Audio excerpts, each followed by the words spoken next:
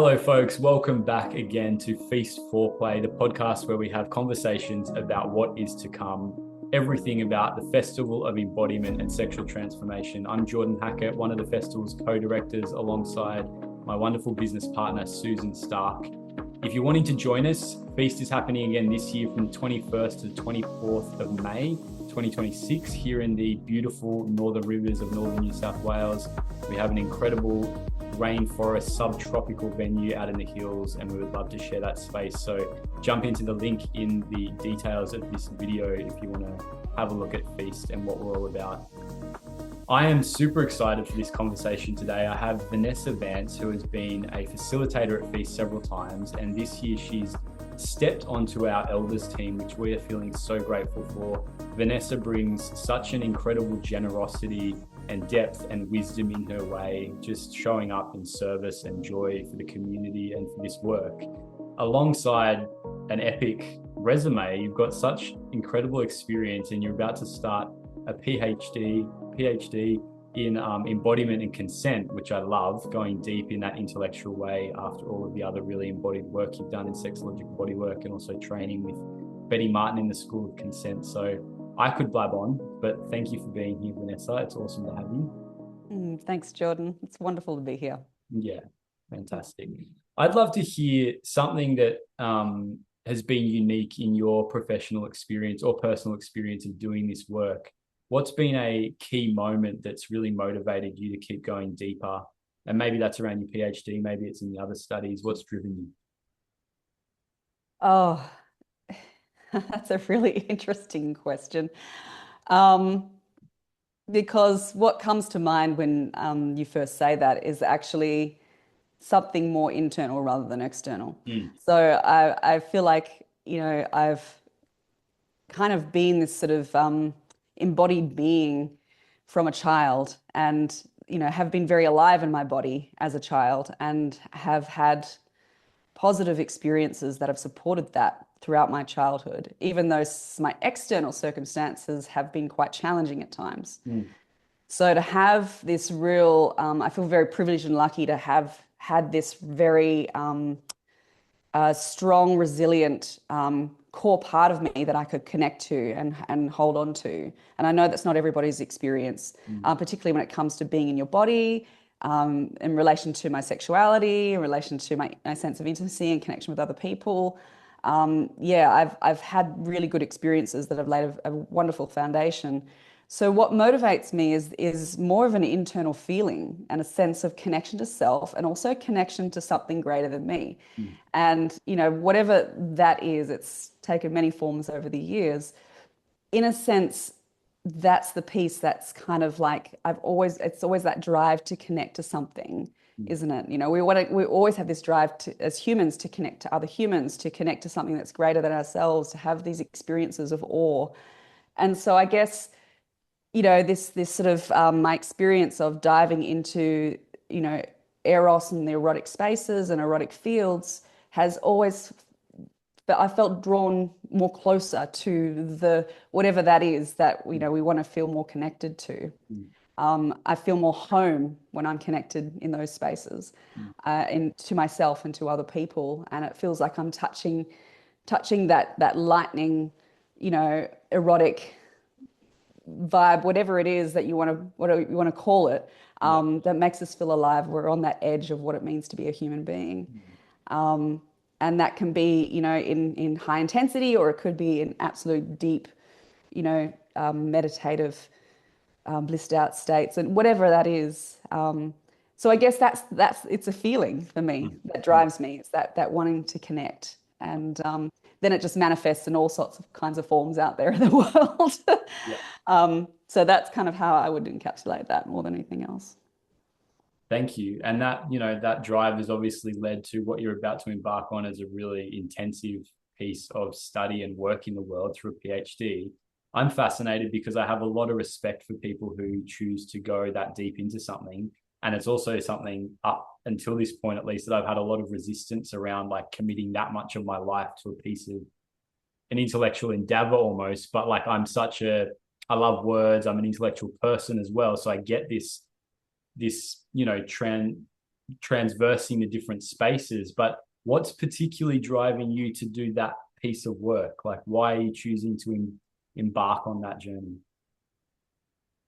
Oh, and I think one of the core pieces for me is that um, my engagement with the wheel of consent, I think, has been a big factor in that.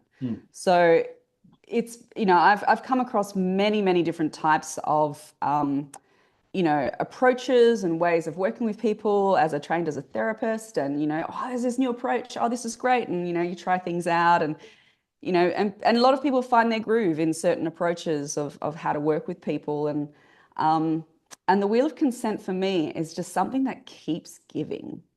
Like it has always got something more to offer. And so for me, I like my experience with working with the wheel with clients one-to-one and in couples, and then teaching it in groups. There's just that amazing sort of feeling when someone just goes, "Oh my gosh, this gives me an explanation for like, you know, all these things in my life." And it's not just one thing that one person experiences, they're all different things that people experience. So I guess the abundant nature of that sort of approach, and also the fact that I'm very much a somatic embodied kind of being approach to everything, and the wheel of consent's at a very embodied approach. I feel like when I was studying a lot and looking at things and researching and reading, I read research papers for fun because I love learning about new things and finding and I want to join those conversations where it's like, I see this big gap in like how people are talking about consent, and I see this, people are talking about embodiment, and they're like trying to sort of name this thing that's kind of missing in how we're teaching consent to young people, or how we're defining it, or all this stuff. And I just feel like I've just got all this stuff to say that I could add to that conversation, that comes from my experience of working with the wheel, of how much there is so much generosity in it, for people to discover about themselves and their relationships. So I feel like there's this people say when you do a PhD, like you find this research gap, and that's your real research gap that you're filling, right? And that's how research, works, how we evolve our knowledge base.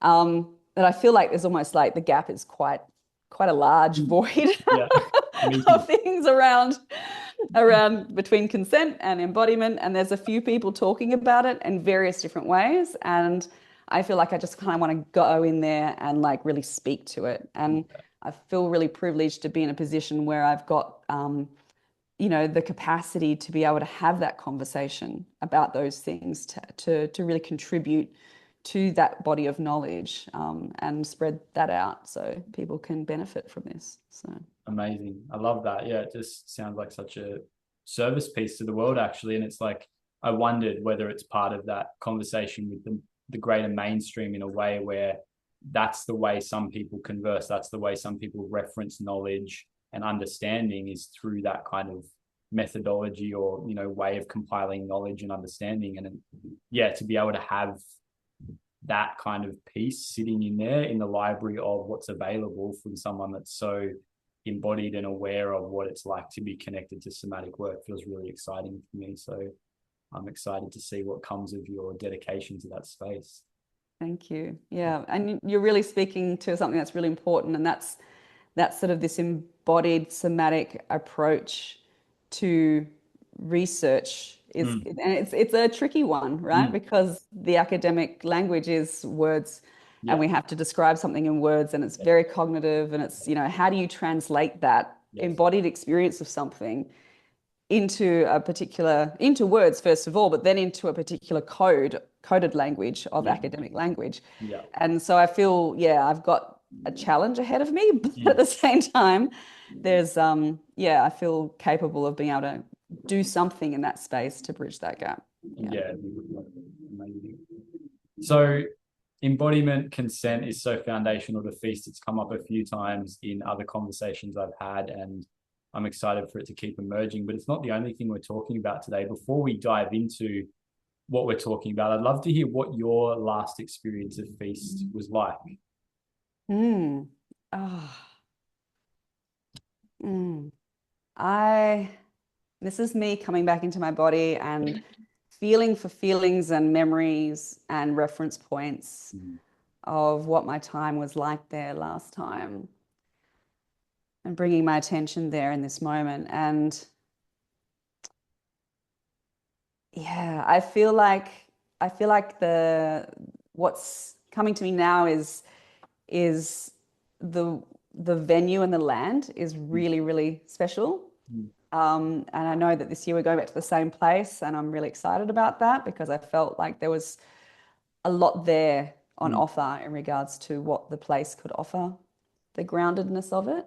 Um, and so I felt very contained and and open and free, and I really enjoyed sort of the moments. There's just like moments that are just sort of with people at different locations in different places. And, there were times when I was teaching something and, there's just that sort of transmission between, that group space of giving and receiving with everybody, and it's really beautiful. And then there's times when I'm quiet by myself, and then in nature, and then there's moments where I'm sitting by the fire and I'm having these amazing conversations with people.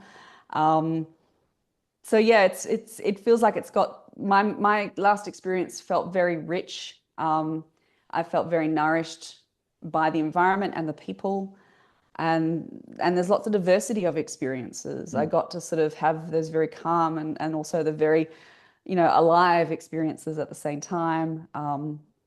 And to have that sort of feel that freedom in those spaces. And that's what I love about Feast, and why I feel so aligned with how Feast is kind of what Feast is holding, how it's being put together, is that sense of safety and freedom to kind of explore Mm. and to be in my body and with other people in a way that feels really, um, yeah, I'm, I think I'm actually getting lost for words, believe it or not. Got more feelings than my mouth can Yeah, actually yeah, catch yeah. up with what I'm feeling in my body. Totally.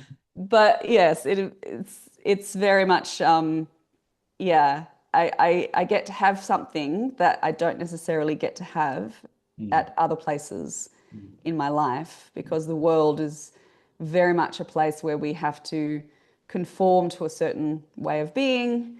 And Feast is just allows a certain amount of freedom Mm. that I feel is Yeah, important for me to be able to express and explore. Yeah. yeah, beautiful. Yeah, thank you. Yeah, and speaking of expression, I know another large chunk of the work that you've done over the years is art therapies, and a big, factor in that is creativity. And I know for me, creativity and my erotic expression and relationship with myself has become one that's very much wired together. That's not necessarily a piece of awareness or understanding or experience that I had, earlier in my life when I was first starting to explore my eroticism. For people out there that are maybe really new to the space, how would you explain the way that creativity and eroticism, or creativity and sexual energy, are connected? Like, what's your language and understanding of that in your experience? Mm. Well, it's interesting, that it's art, and I say art in all its forms and Yes. expression forms, whether that's movement or music or Yeah. dancing or making marks on a page. Um, we often see art as kind of like this thing that is sort of separate, or you have to be good at it in order Mm. to be able to be it. And I'm not an artist, I can't draw, Mm. and all those kinds of things. And I think in a lot of the stories that we hear about ourselves as, creative artistic beings, are the same stories that we hear that limit us as sexual beings. Mm. Oh, you have to be good at this, or you have to have the right technique, or you have to, oh, you're only good at that because, you're this size or you're that shape, or, and that's, yeah. I feel, and not only are those sort of things correlated, but I actually think they're kind of actually one and the same. Mm. So, this erotic expression is our creative expression. It just happens to be in a particular way of expressing. Like, it's the same source. It's the same thing that's coming through. Mm. And that's allowing sensation and feeling, and fluidity and spontaneity and all those things that exist in our nervous system, in our bodies, in our minds and our psyches, that, when we can tap into what that means for us to be in that space of play, we can create, and we can create from that space. And whether that's creativity through our sexuality and our expression and maybe using our genitals for pleasure, or whether it's something else completely different, it's just like a heart opening experience of movement, whether it's actually throwing some paint on a wall, or drawing an image, or it's not about trying to create something and going for a goal. We're not trying to get, everybody's got to have an orgasm, or everybody's got to draw a picture of a house that looks like this. Actually, we're about just being spontaneous beings in our bodies. So for me, and I think at the heart of what creative arts therapies is all about is tapping into how we can utilize the creative arts for our own transformative kind of, unlocking what's lying underneath. And, everything that we put on a page and a picture is a metaphor for what's going on underneath. And I think that, that our sexuality and our expression, our tapping into our erotic being self, is interconnected with that. It's not a separate thing. And so I'm very much about people, utilizing both ways of sort of tapping into the stream, whether it's through the really noticing the pleasure in your body, and through touch and things like that, and also or through making something that's special, that's art in some way or form. They're all kind of tapping into that stream that we all belong to. Yeah. Beautiful. I love that you spoke to people's feeling, I guess it is, and I think it's also a kind of commonly taught belief in our society about what we're producing. You were talking about the end product, or the house, whatever, the drawing or the orgasm or the result. We're very results outcome oriented in our white Western culture. That's just how we've kind of ended up at this point. What do you think? Like, I've experienced that there's quite a negative impact from being geared towards the result. There seems to be a lot that gets missed, but more than that, it seems to create a lot of internal issues for us. Like, we become very fixated on things that we almost can't control, or trying to be a certain way if we're outcome oriented.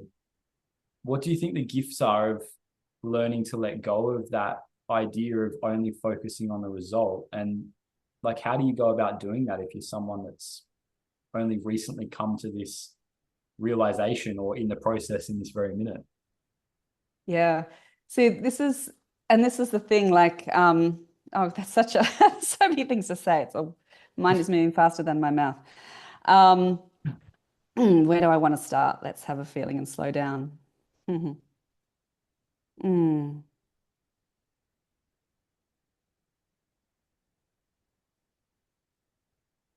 So it's a common thing, that idea that we're conforming to a standard, to something that we should be, and we hear all the shoulds, and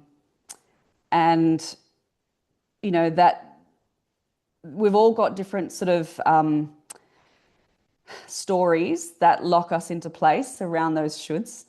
And I think what you're speaking to is, it's like when we discover something, a new way to be, a new feeling, a new sensation that we can tap into, we can go, oh, actually, I don't have to live within that confines of that story. I can actually create a new one. And, I think it's going to look different for everybody. Everybody who comes on their journey of whatever that is that they're looking for, often engaging with some form of, art thing, whether it is just through movement, whether it is just finding something that's got rhythm in it, whether it's something that's got a tactile sense, a sensory thing. We're touching into these embodiment factors. These are pathways and doorways into tapping into, a certain power and letting go of the stories that confine the shoulds of who we should be as either a sexual being, as an erotic being, as a creative being. Everybody's going to have a different way of going into that. And I guess that's what I love about what FEAST offers, is that when you go into a workshop, if you're drawn to a workshop and you go in, you're probably not going to come away with 100 things, but you might come away with one thing that's right for you. Mm. And that's the beauty of the workshops, is they're so accessible and inclusive for so many different types of people. And you can go and get something from somebody that's going to be right for you. And that just might be a little thing that you take away about something that you might suddenly notice that you have access to in your body, or a spark for something, or a thought, or, or a connection. And all these little things, they're just sow seeds for further growth. Yeah. And everyone's going to be on their own journey in their own time and space around that. But yeah, FEAST is definitely a melting pot for growth and transformation around that kind of stuff. Yeah. As I reflect on this conversation about creativity and the erotic, our erotic nature, our erotic essence, I kind of look at the work I do with a lot with men, and also just, the work I've been a part of over the years. And I feel like I see that, as you said, like they're one and the same. And part of the evidence I get for that is that I think creativity, being connected to creativity, helps spark aliveness in our erotic expression and connection. And similarly, erotic connection or expression in ourselves sparks creativity. And often there seems to be almost a separation or a cutoff, like that we've been disconnected from both of these in a lot of kind of modern humans. I'm curious to kind of throw something in your lap and just see what you make of it, because it's not something I've talked a whole lot about, but I do a lot of work with men. That's my kind of focus, is really helping guys. And, I see a lot of men in the modern world right now reliant on porn, quite disconnected from the feelings in their body and cerebrally focused. So we're talking about looking at visual stimulus, either fantasy in the mind or a screen or, a partner, but alone in their bodies, can't build much arousal, can't feel a lot in their bodies. And then I often look at the way their lives are set up, and there's often a common situation where actually there are no creative outlets. Like, they might work a job that feels meaningful or feels semi-meaningful or not meaningful at all. They may have a family, they may not. So there's varying degrees of a sense of purpose in the world, in, supporting people they love or just getting through life. And I see purpose and creativity connected as well. But then as far as like them doing art, writing poetry, consuming poetry, dancing, moving, whatever it is, it's like a lot of the gearing that we've received is similar to that results-driven conversation we've been having, which is like, how effective are you in the world at turning out what you need to turn out, which is making the dollars to take care of the thing, pay the rent, whatever it is. And so the question, or the kind of thing I want to throw in our laps is, what is this correlation, particularly in men, I think, who have been severed from their creative expression and then have very little empowerment and connection to their eroticism as well? And are they connected to you? Do they relate? And how do you see that happening in men possibly differently to other genders in the world?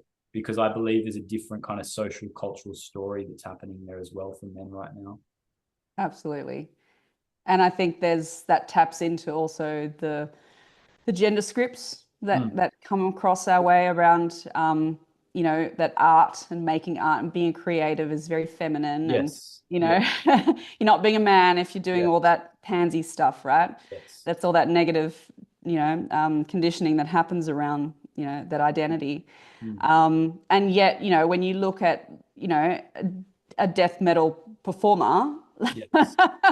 that's art, right?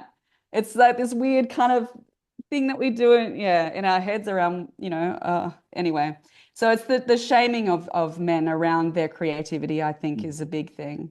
And also to redefine what art and creativity actually is. Because for me, like the fact that someone can sit there and they can actually, pick up a brick and a trowel and put cement and just line it up in this perfect way, that like building a house is art to me. Like, how creative is that? Like, how brilliantly, wonderfully creative is that skill, right? And that this idea that it's not about, oh, I've just got to get it done. It's about being in the moment of going, whatever I've got access to, whatever skills I've got access to with my hands, with my body, that I can take a moment to be present with in a sensory way. Oh yeah, this is what the brick feels like in my hand. I know that. I know the smell of what cement is. I know what this is. This is my craft, right? This is my art. And I build a house. And how brilliant is that? And celebrate that, right? That to me is creativity. So it doesn't have to look like, pens and crayons on a piece of paper. It's in everything that we do. But it's less about what the doing is, and it's more about where the attention is and what the focus is. Where's your attention? Is it on the goal? Is it on out there? Or is it actually here in this moment where I'm building this house? And paying attention to my body and the people around me that I'm connecting with, that I'm bonding with as we banter and we listen to music. Yeah. So those moments are in everything that we do, but it's about paying attention to them and being able to draw your attention to those things. Yeah. And I love this because I think if anyone is to take anything away from this conversation, for me, it would be an invitation to be aware of your belief systems and to start to filter through and choose some belief systems that are supportive to you having the possibility of your creativity and eroticism being connected, because it's like, it is actually so accessible. And when I envision the bricklayer or the house builder that you're, painting the picture of, I'm like, so what is it then that stops him from being erotically alive when he's got access to his creative expression? And it's like, it's the set of mental structures and belief systems that he's living inside of, both in himself and the collective that lives around him, that defines that there's nothing alive to that. There's nothing special about that, or, it's not connected to anything more. And so what happens if he's able to do that with a different kind of intentionality? And it's quite possible. I can feel the profile, the kind of the classic individual of the man I'm imagining almost in his mid to late 50s, who's been doing this for like 30 years, and the level of presence that he may do that job with at times, and what he pours in. And I'm like, it's got beauty in it. It's just not acknowledged internally or externally in a way that can help it healthily flourish and also flow into other areas of his life, And I think that's a big thing that we're cultivating in the FEAST space, is a recognition of how much everything can flow in between different parts of our life. And for me, Eros is almost at the center of that. It's like when we can take the erotic out of its little chest in the basement where it's been shamed and hidden, it kind of helps break down the walls between everything and say, no, all of this is interconnected. Like, stop compartmentalizing all these different parts of our bodies and psyches, and allow the gifts of our life to flow between one another so we can be more connected, joyous, passionate, alive, loving, present, like all of these really important, beautiful, beneficial states that a lot of people are severed from right now. Totally agree. And I think one of the things that I love about FEAST is that there are people who are, of all different genders, but if we're talking specifically about like men or cis men, that there are quality cis men at FEAST who actually embody these things and can be role models for that. And that's what I love about it, is that you get to see and experience what it can be like without those confines. And I think that's super important too, to know that it's possible. And yeah, that breaking down of those beliefs and those structures that really hold people, in a place that is meant to be safe, but it's not necessarily free. Everybody gets is in a place where they get to choose what that means for them, which is beautiful. but we know that, when men aren't really, when they're stuck in these kind of, roles and things like that, and these belief systems, that it leads to really terrible mental health outcomes. And so not just for themselves, but for the people around them. So it's really, it's important work. And I feel like FEAST, provides an opportunity for those kinds of men to discover something new, to be, alive and be massive contributors to making this world a better place. Because ultimately that's what everyone wants, right? That's ultimately what they want to do, is be that. I know that at the core. And so yeah, FEAST is a place as a means to discover that and contribute to that. So yeah. Beautiful. Thank you. Is there anything you feel like hasn't been touched that's really essential to creativity and the erotic in this moment?